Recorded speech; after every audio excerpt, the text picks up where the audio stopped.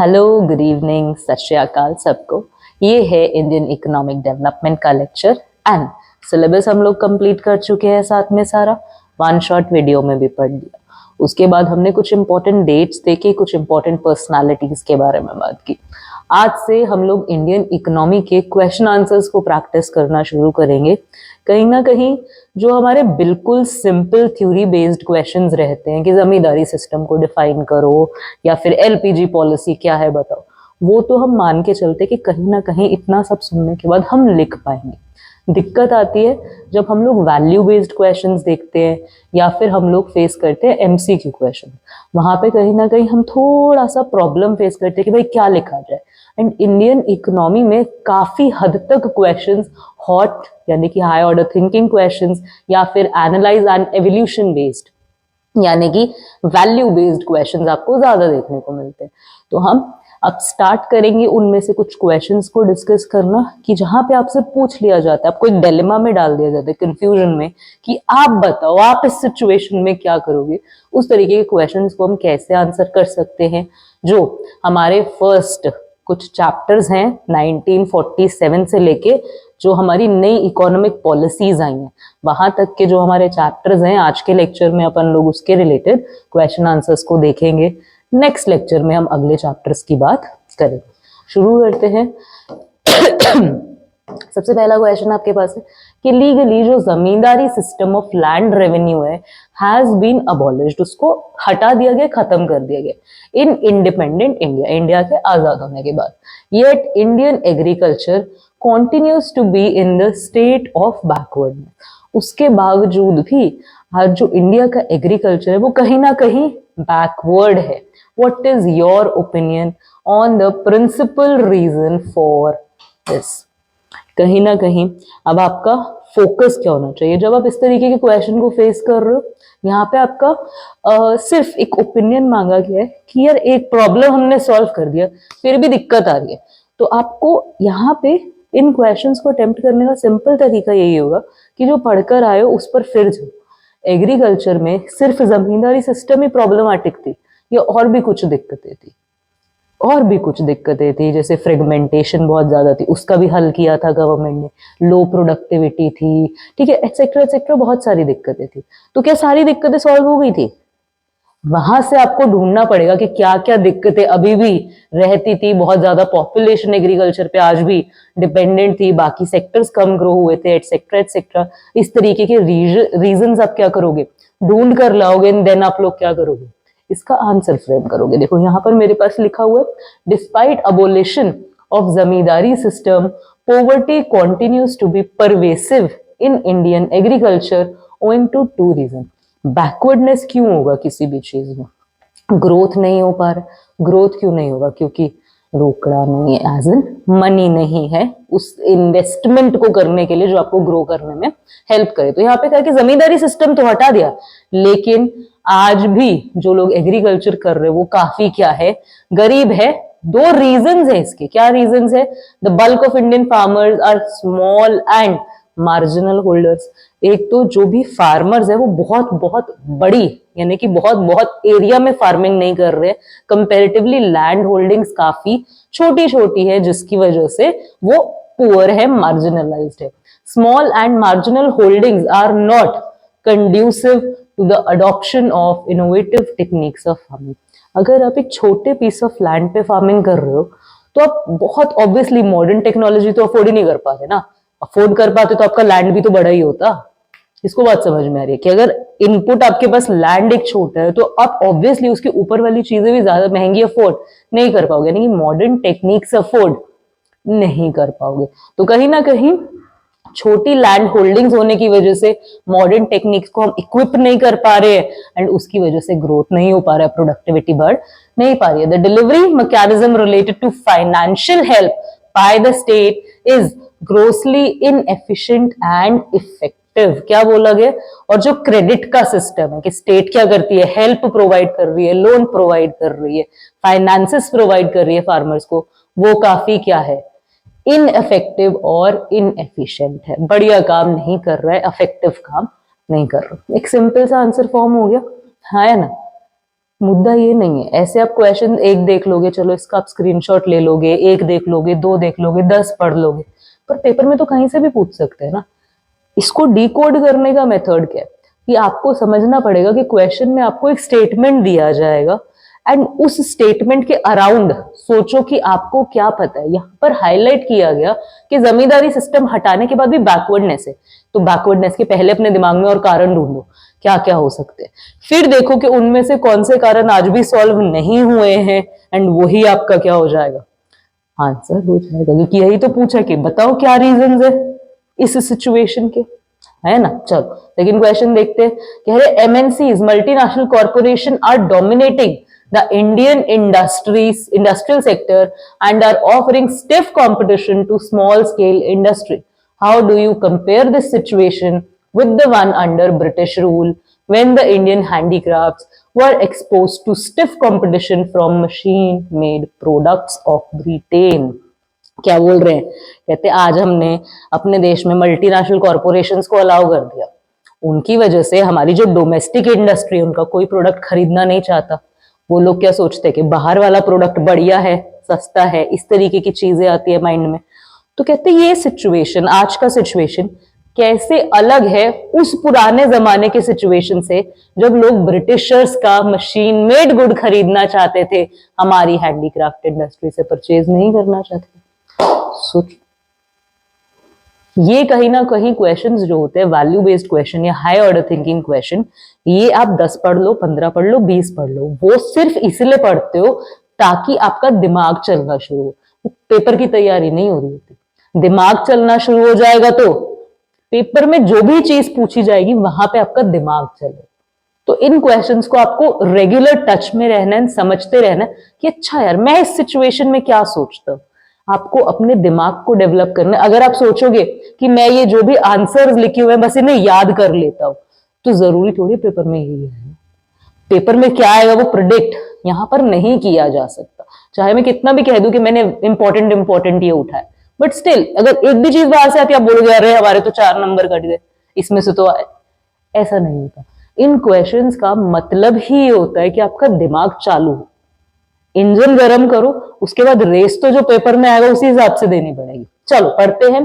Competition कहते हैं promote करता है adoption of innovative technology and is therefore expected to open new vistas of growth for small scale enterprise, but the adoption of new technology needs a level playing field. Do small enterprises in India have it? अच्छा एक और बात यहाँ पे मैं आपको बताती हूँ, जो वैल्यू बेस्ड क्वेश्चंस होते हैं ना, इनका ऑनेस्टली कोई करेक्ट आंसर नहीं होता, ये टोटली ओपिनियनेटेड आंसर होते हैं, आपके ओपिनियन पे डिपेंड करते हैं। अगर आप यहाँ पर कहना चाहते हो कि एमएनसीज और ये वाला जो कंपैरिजन है ब्रिटिशर्स के साथ ये सेम है, तो आप वैसे अपने आंसर को फ्रेम कर सकते हो। अगर आप कहना चाहते हो नहीं सेम नहीं है, अलग बात हो रही है, तो आप उस हिसाब से अपने आंसर को फ्रेम कर सकते हो। यानी कि यहां पर मैं आपको ये नहीं कह सकती कि आपका सही वाला आंसर या गलत वाला आंसर, कोई एक चूज करना पड़ेगा, दोनों सही हो सकते। The only thing you need to focus on is कि आपका रीजनिंग अच्छा होना चाहिए, चाहे आप हाँ बोल रहे हो चाहे आप ना बोल रहे हो, एक वैलिड रीजन से आपको अपने ओपिनियन को बैकअप करना पड़ेगा, बस ये बात है।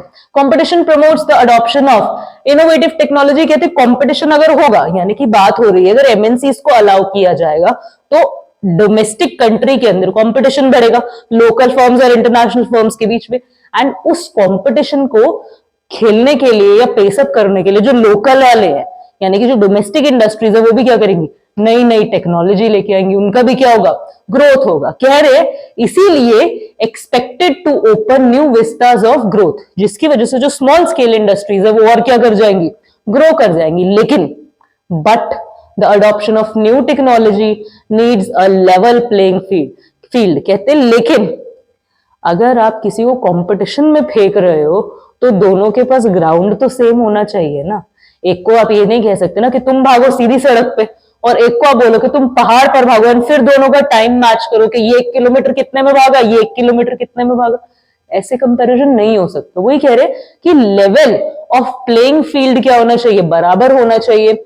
फिर पूछ रहे आपसे सवाल पूछ रहे, देखो इफेक्टिव आंसर्स आपको अपने साथ जोड़ेगा, इंटरैक्ट करेगा आपके साथ। क्या लिखा है कि बताओ इंडिया में स्मॉल स्केल इंडस्ट्री के पास वो है, लेवल फील्ड है, वो बाहर वाली इकोनॉमीज के साथ या बाहर वाली इंटरनेशनल फर्म्स के साथ कंपीट कर सकती हैं?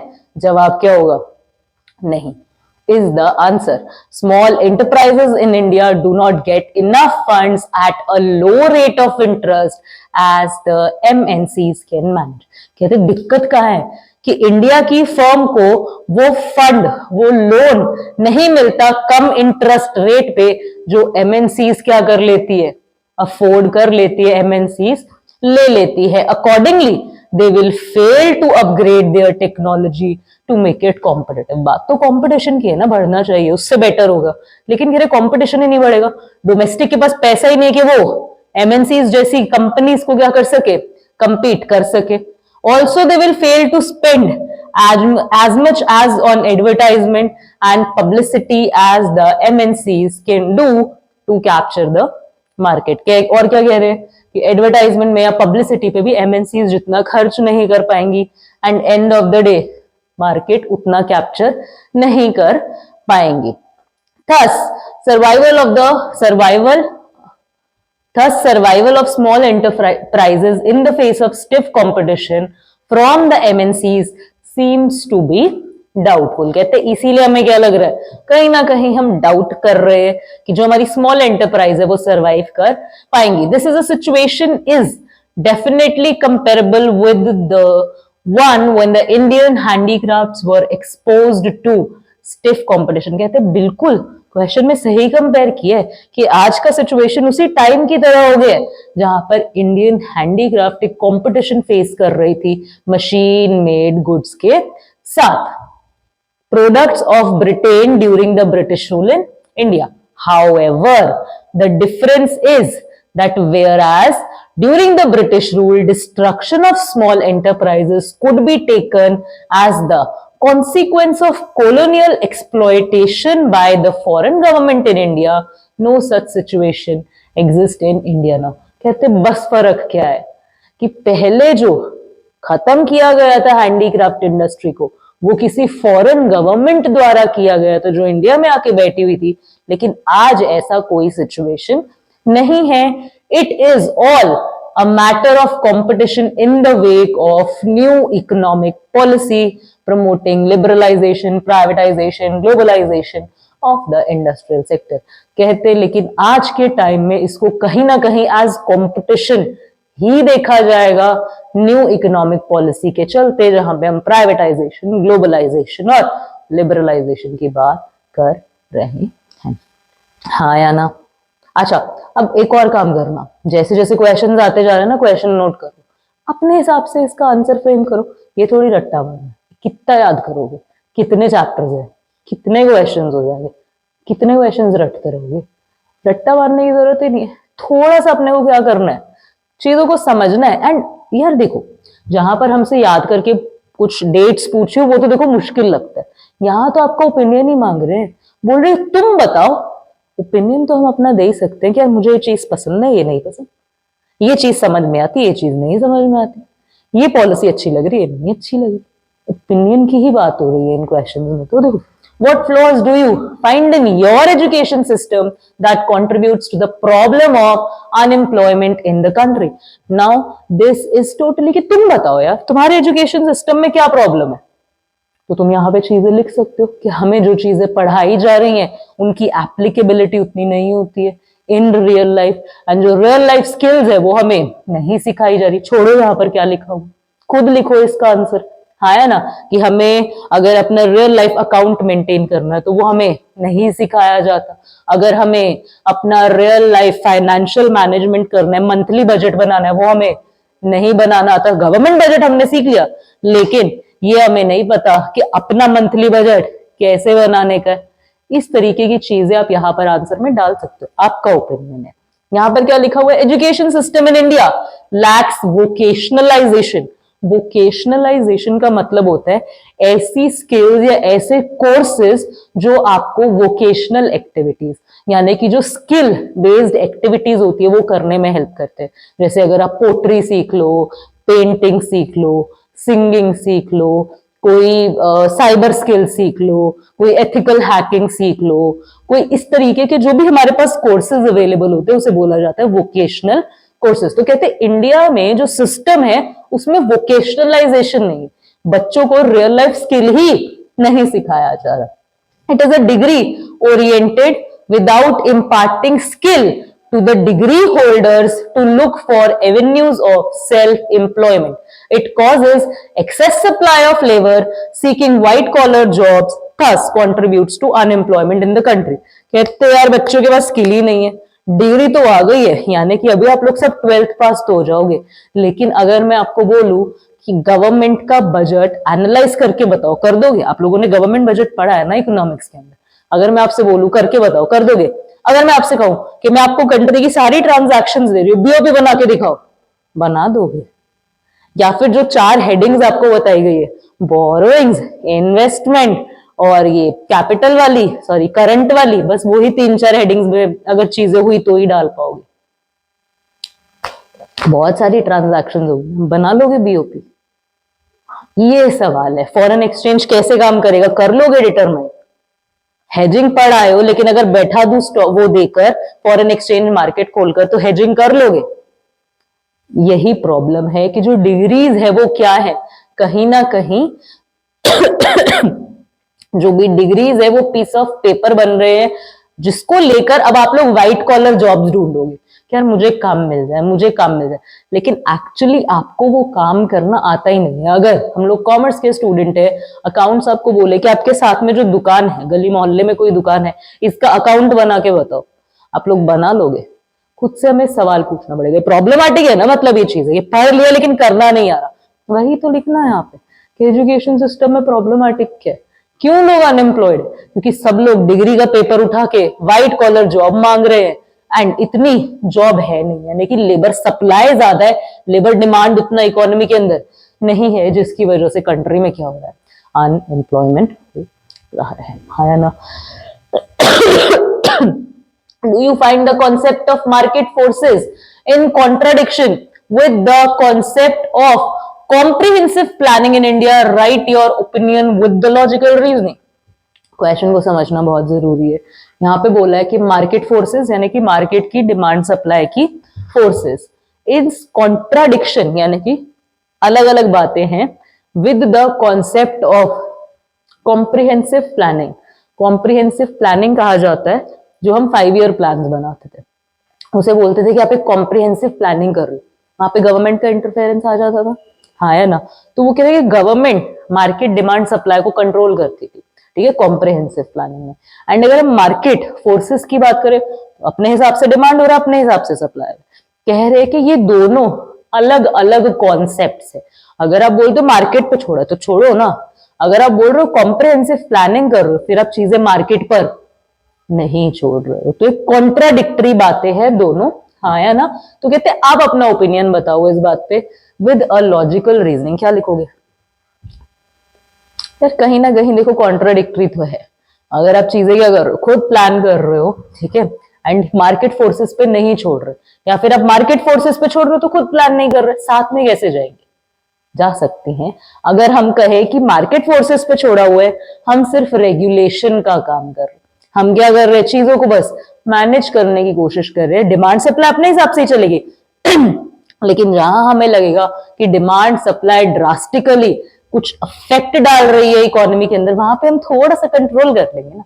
यही तो कहा हुआ है, comprehensive planning in India launched to kick start the process of growth after independence, focused on direct participation of the state in the process of growth and development। कि स्टेट जो है, जो बॉडी है, गवर्नमेंट बॉडी, वो काम करेगी growth and development करने के लिए।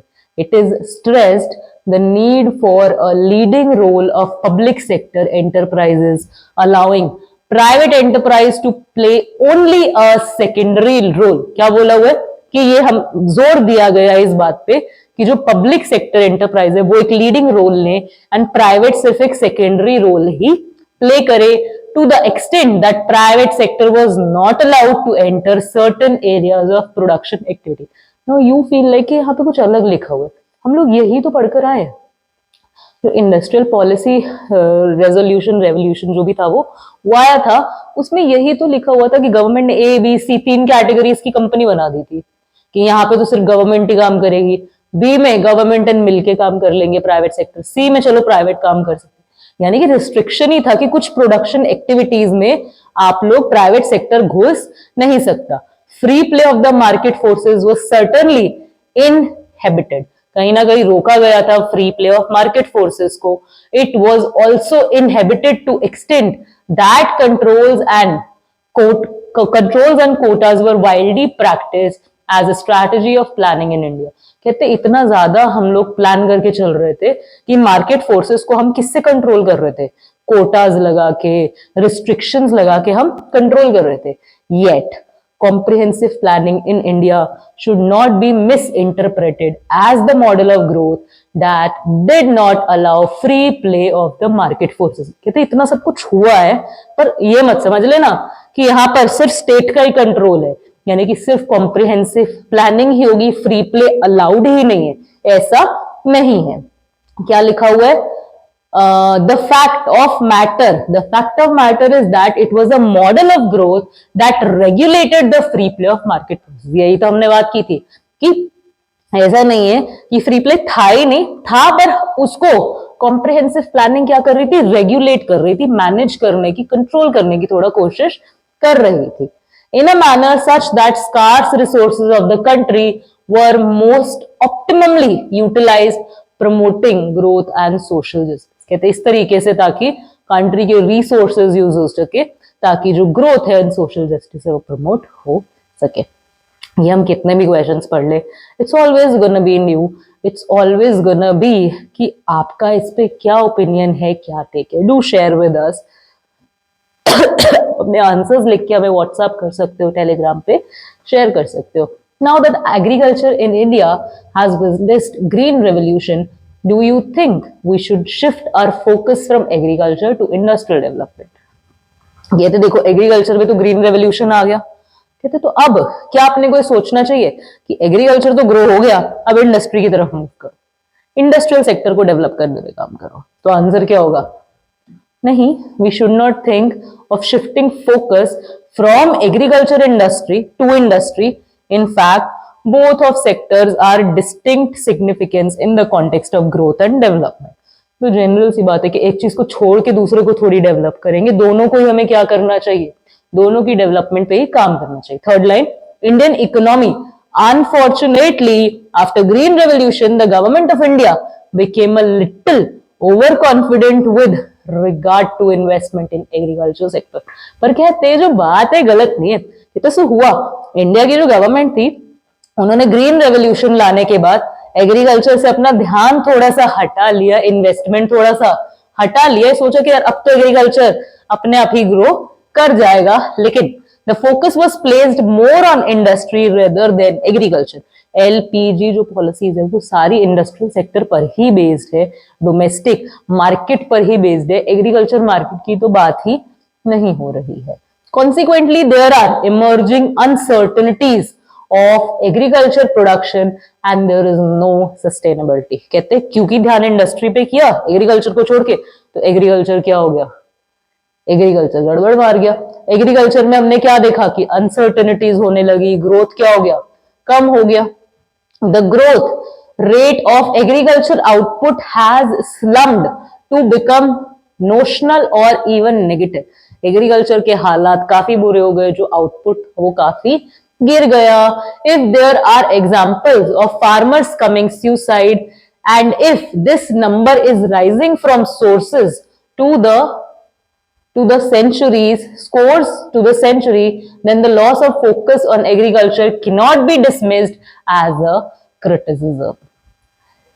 कहते कि ये जो आजकल बढ़ती घटनाएं हो रही है फार्मर सुसाइड्स की एटसेट्रा की, कहते सब चीजों को ध्यान में रख के हम ये नहीं कह सकते कि एक अच्छा डिसीजन था to shift the attention from agriculture sector. It is to be accepted as a matter of fact, हमें एक्सेप्ट करना पड़ेगा कि यहाँ पर हमने गलती कर दी। The government needs to seriously address this issue। such a situation may lead to re-emergence of food crisis in India।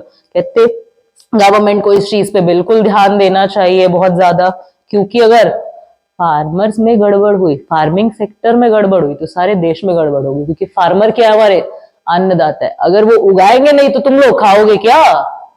हाँ, किसको बात समझ में आ रही है? तो हमारे इंडिया में फूड क्राइसिस आ जाएंगे अगर फार्मिंग की प्रॉब्लम्स को हमने अटेंशन ना दिया तो। Indeed it is already contributing to hyper inflation of food grain prices in India.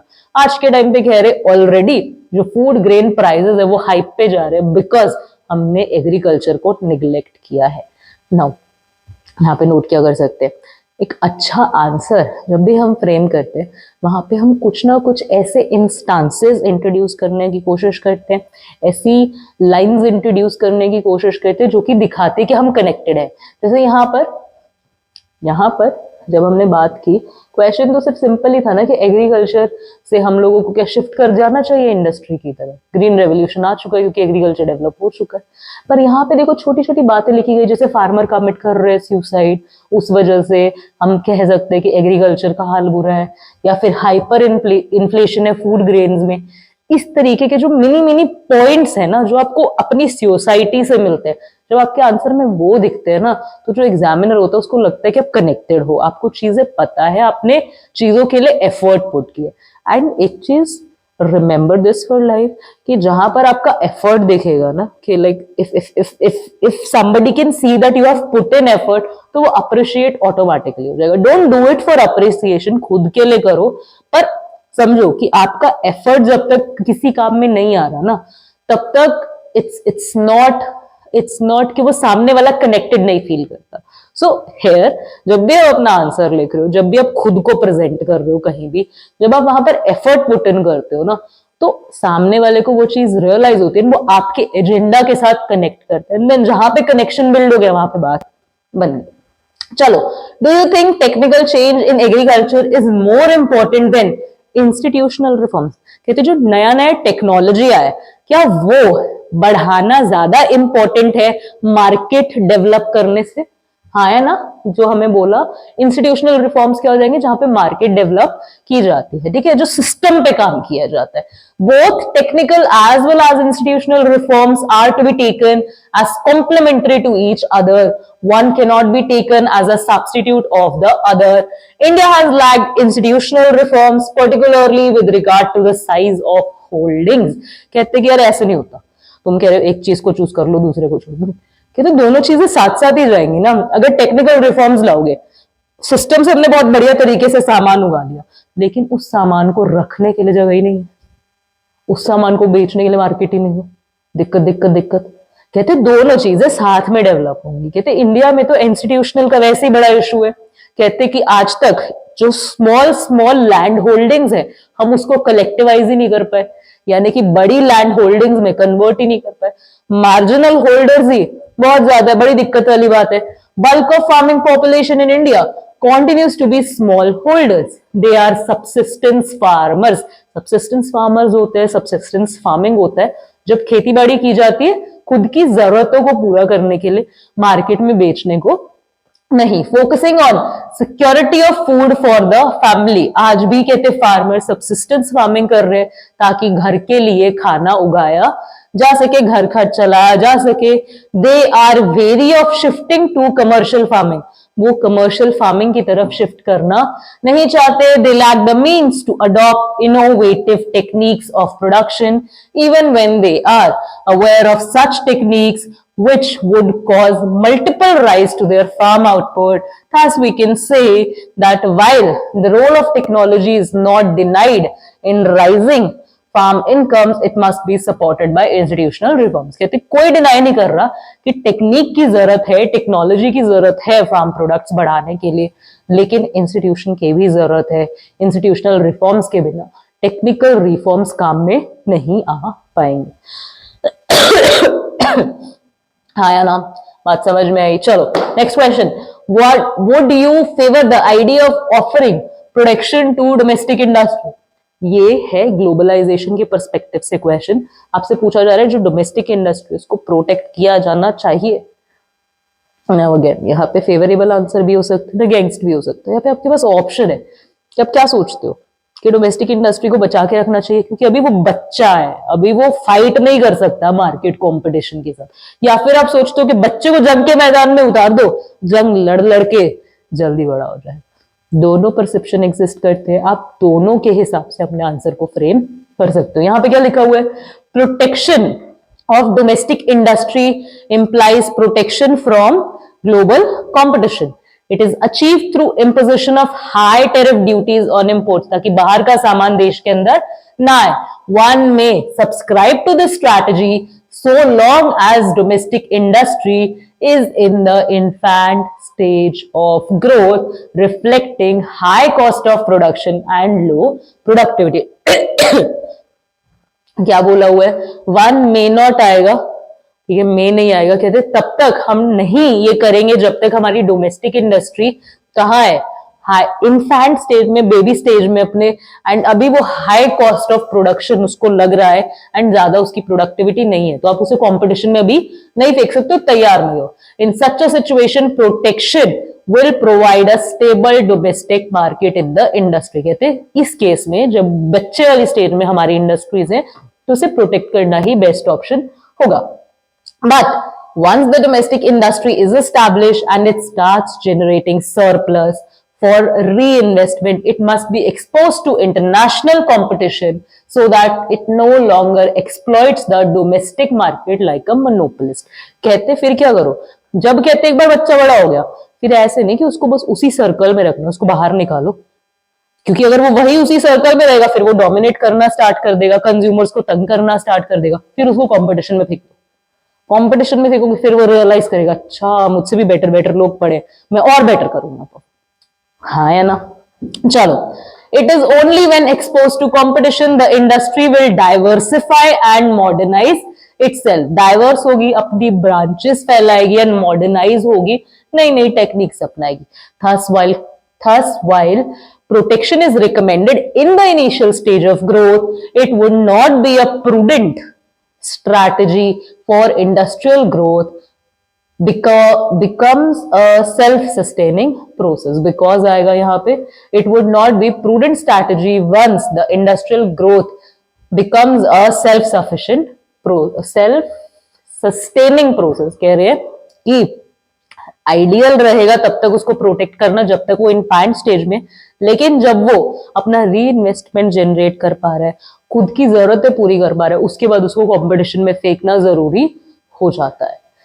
Can we depend on MNCs to achieve our objective of inclusive growth. Inclusive growth होता है जब सबको साथ लेकर ग्रो करते हो, ये तभी होगा जब देश में एम्प्लॉयमेंट ज्यादा होगा, अनएम्प्लॉयमेंट कम होगा ना। हमें पता है जो एमएनसीज होती है उनका फोकस क्या होता है, बढ़िया ज्यादा प्रोडक्ट बनाना, हाँ या ना, जिसके लिए वो कैपिटल इंटेंसिव टेक्निक्स यानी कि मशीनें यूज करेंगी ना। अगर मशीनें यूज करेंगी तो लोगों को एम्प्लॉयमेंट नहीं मिलेगा, यानी कि ग्रोथ तो होगा लेकिन इकोनॉमी में ज्यादा जॉब्स नहीं होगी, तो इंक्लूसिविटी तो होना देखो मुश्किल है। क्या लिखा हुआ, inclusive growth occurs when growth process generates employment so that the fruit of growth are widely shared by all sections of the society। Inclusive growth का मतलब समझाया। फिर लिख रहे MNCs use high and technology. MNCs कहते हैं बहुत बढ़िया बढ़िया technology which is labour saving rather than labour intensive, जिसमें ज्यादा लेबर की जरूरत नहीं पड़ती क्योंकि मशीनें यूज हो रही है, लेबर इंटेंसिव नहीं होती है। Accordingly they are likely to contribute to jobless growth rather than inclusive growth, जिसकी वजह से हम कह सकते हैं कि जो एमएनसीज है वो इंक्लूसिव ग्रोथ ना करते हुए जॉबलेस ग्रोथ करती हुई दिखेंगी इकोनॉमी के अंदर। हाँ या ना, इसको बात समझ में आ रही है। चलो भाई नेक्स्ट क्वेश्चन पढ़ो, क्या लिखा हुआ है।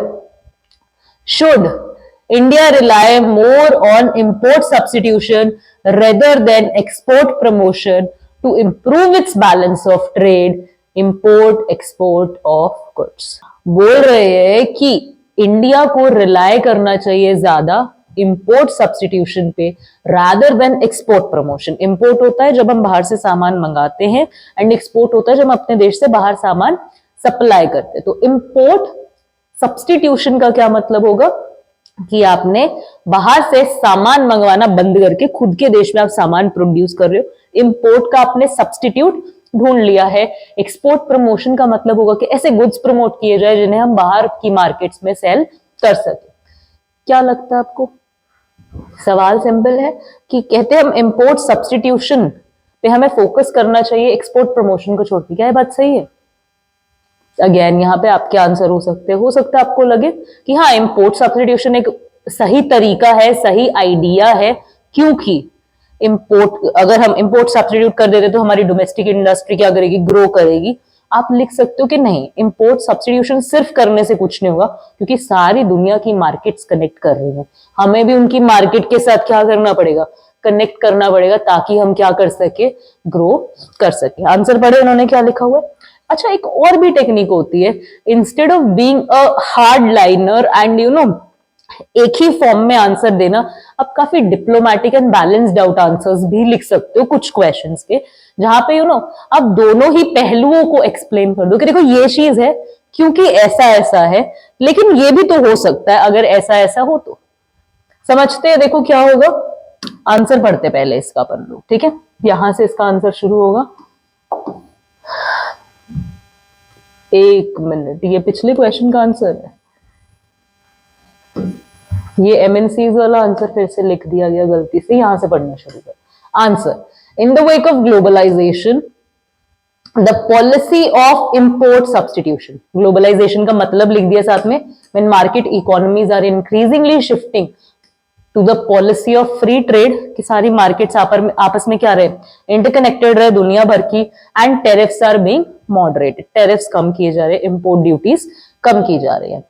The policy of import substitution, कहते दुनिया में ग्लोबलाइजेशन हो रही है, the policy of import substitution, जहां पे हम प्रोटेक्ट कर रहे हैं अपनी डोमेस्टिक इंडस्ट्रीज को, is no longer viable option, कहते अब ये कोई अच्छा ऑप्शन नहीं है अगर आप सिर्फ इंपोर्ट सब्स्टिट्यूशन कर रहे हो, क्योंकि सारी दुनिया क्या कर रही है? आपस में कनेक्शन बिल्ड कर रही है।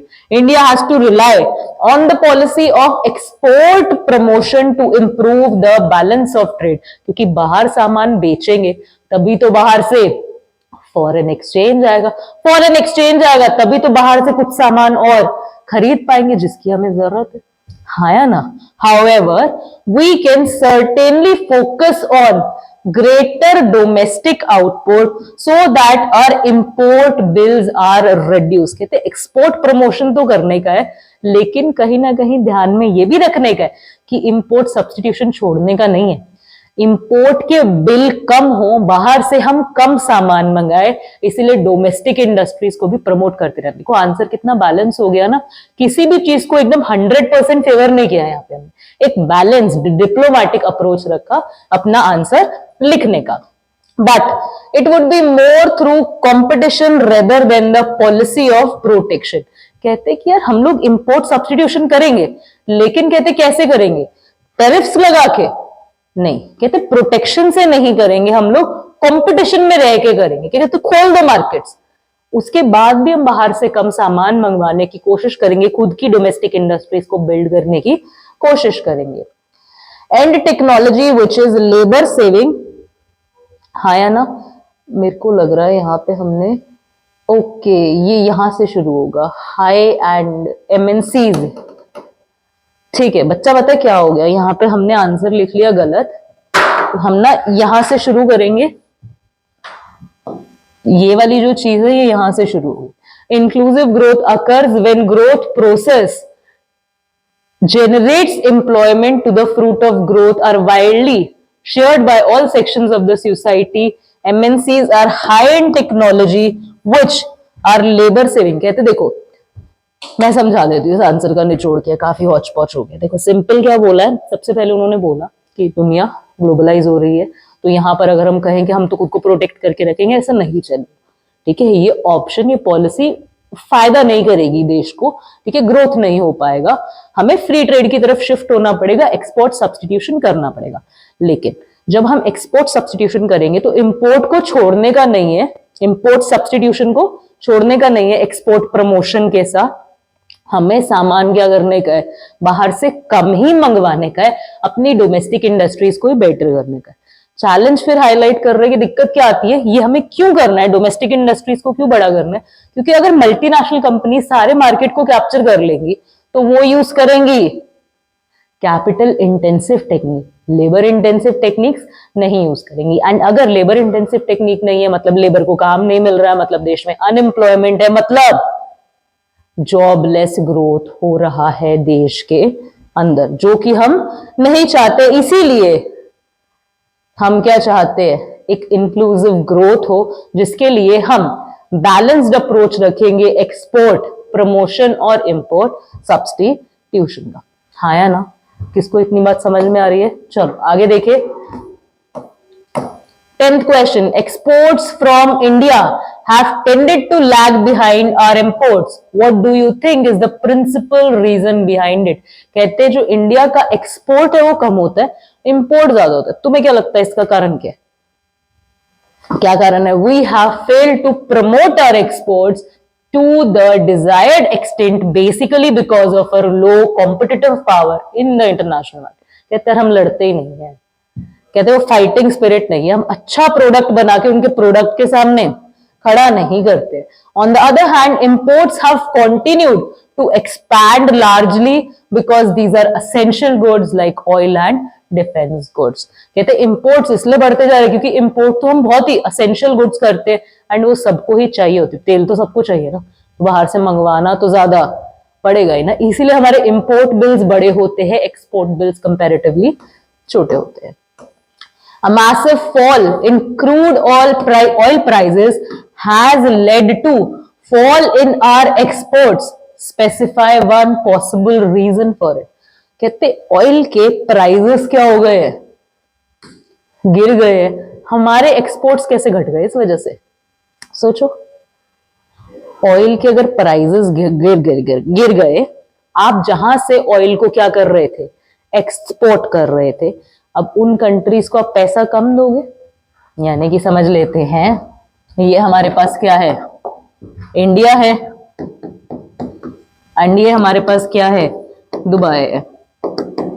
पहले आप दुबई को देते थे ₹100, अब आप दुबई को दे रहे हो ऑयल के प्राइसेस गिरने के बाद ₹50। दुबई के लोग पहले जब ₹100 रिसीव करते थे तब वो इंडिया में खर्चा कितना कर सकते थे, ₹100 का। अब वो कम रिसीव कर रहे, खर्चा कितने का कर सकते हैं, यानी कि क्योंकि अब हम लोग इंपोर्ट कम कर रहे हैं, ऑयल का कम नहीं कर रहे, आज सस्ता कर रहे हैं, तो उनके पास पैसा कम जा रहा है। पैसा कम जाएगा तो वो लोग भी, पैसा ऑब्वियसली जिस भी घर का इनकम कम होगा वो खर्चा तो कम ही करेगा ना, हाँ है ना? तो यही हुआ यहाँ पे, ऑयल के प्राइस गिरने की वजह से इन लोगों की इनकम घट जाएगी, इनकम घटी तो वो लोग इकोनॉमी में हमारी खर्चा कम करेंगे, इंडिया के एक्सपोर्ट्स घट जाएंगे।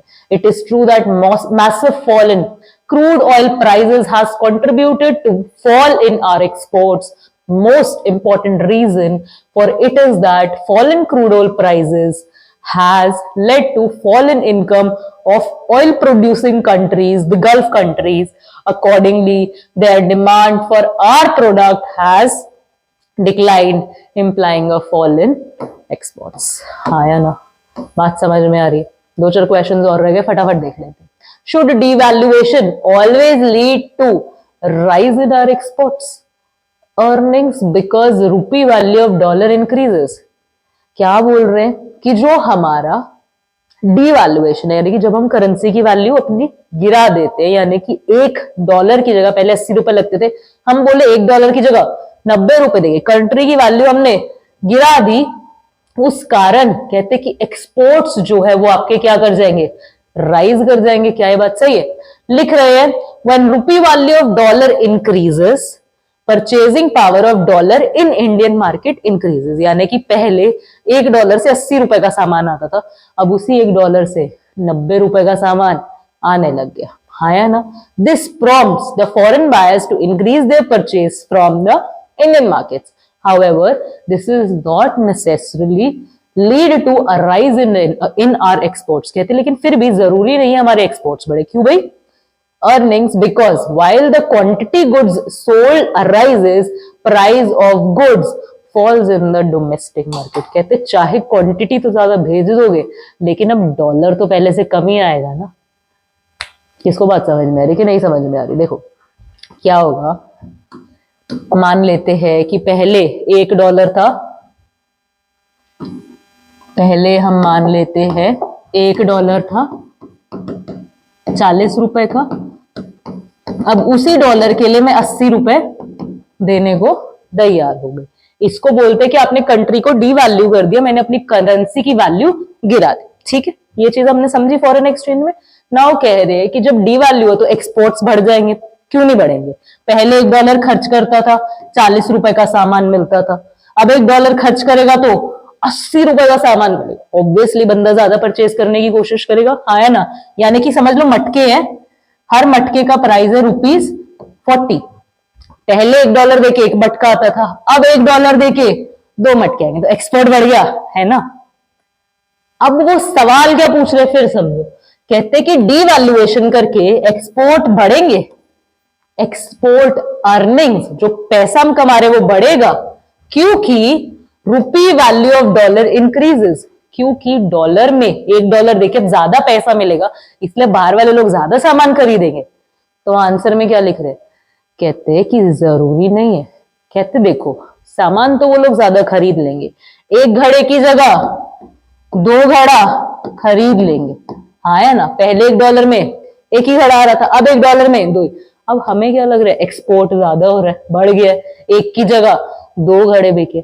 लेकिन हमारे पास पैसा कितना है पहले, अब यानी कि आ तो एक ही डॉलर रहा है, हमें फायदा नहीं हुआ। तो एक्सपोर्ट अर्निंग्स हमारी इंक्रीज नहीं हुई। पहले भी $1 मिल रहा था, अभी $1 मिल रहा है। वही लिखा हुआ है कि रुपी वैल्यू ऑफ डॉलर इंक्रीज कर गई तो परचेजिंग पावर डॉलर की बढ़ जाएगी इंडियन मार्केट में, जिसकी वजह से फॉरेन बायर्स अपना परचेज बढ़ा देंगे इंडियन मार्केट से। लेकिन however this need not necessarily lead to rise in our export earning। पर जरूरी नहीं है कि हमारा पैसा जो एक्सपोर्ट से हम कमा रहे हैं वो बढ़ जाए, because while the quantity of goods sold rises, quantity तो बढ़ गई, एक घड़े की जगह 2 घड़े बिक रहे हैं, price of the goods falls in the domestic market. लेकिन प्राइस तो गिरा ही है ना, पहले $1 मिल रहा था, अब भी 2 घड़े बेच के $1 मिल रहा है। Accordingly market value of goods may increase, remain constant or even fall after devaluation।